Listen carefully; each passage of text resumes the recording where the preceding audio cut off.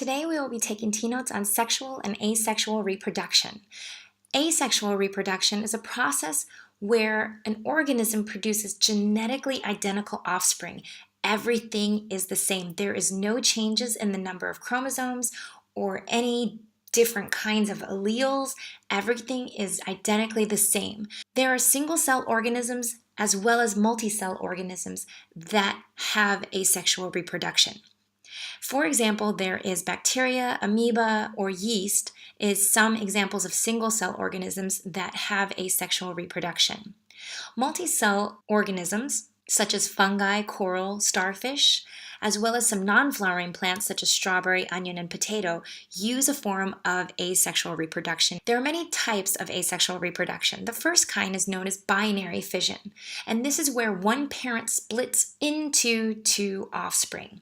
Now remember, we said bacteria was one example that used binary fission. So here we have a diagram of a bacterial parent cell that then replicates its chromosomes and then splits into two identical cells. The second form of asexual reproduction is known as budding, and this is where a new organism grows off of a parent, and the growth remains attached as it is growing, and then separates from the parent when it's mature.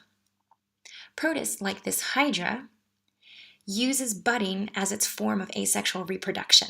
Here you can see the parent hydra has a little bud here, and as this new plant starts to grow off of it, eventually when it becomes mature, it will detach. A third type of asexual reproduction is known as vegetative propagation, and this is done by plants to create new identical organisms. And within vegetative propagation, there are different ways that plants can create more of themselves. And the first one is known as runners. This is where side branches or long stems with identical plantlets come out of the parent plant. Examples of plants that use runners are strawberry and mint. Cuttings is another type of vegetative propagation, and this is where you cut a piece of the organism and that will become a whole new organism. For example, African violets. Tubers, for example, potatoes, this is where a bud grows from the parent and becomes new plants. Let me go ahead and show you. So this is a runner.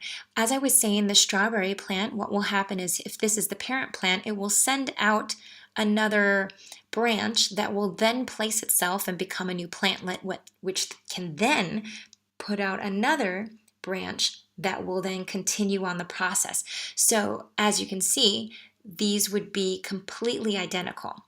For cutting, all you would need to do is to cut part of the plant, and if you were to place that into soil, it would then grow its own roots and become a second identical plant to that of the parent. Here is the potato plant, and underneath this is where all the activity is going on.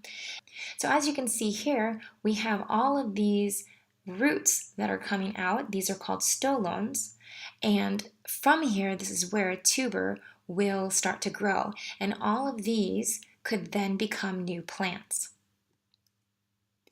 The fourth category of asexual reproduction is known as spore reproduction. This is where the parent releases cells that germinate to form new individuals. For example, here is a fungus.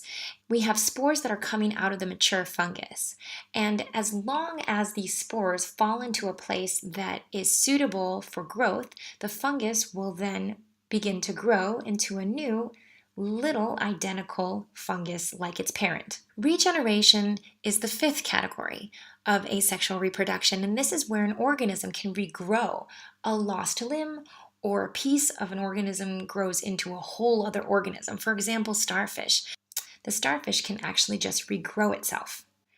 The benefits for asexual reproduction would be that you can actually have rapid growth of your population. You can grow very quickly, and it doesn't take a lot of energy to reproduce because it doesn't require two parents to mix the genes. All organisms, both females and or males, are capable of reproduction. One organism could make the whole community. could make the entire population. Because of this speedy growth and the less energy in order to do this kind of process, it would be less likely that this species will become extinct. There are some disadvantages of asexual reproduction, the largest thing being that there is no genetic diversity when you are making pretty much clones of yourself. Because asexual reproduction has no genetic diversity, it is more susceptible to disease and natural disasters. It can't adapt to any changes in the environment. If there is a fungal disease that hits a certain plant, then if it affects one, it will affect them all because they are all genetically the same and have no adaptations in order to defend themselves, and therefore they would die. So we talked about asexual reproduction. Now we talk about sexual reproduction, which is the second kind of reproduction. And this occurs when sex cells fuse together from a sperm and an egg cell.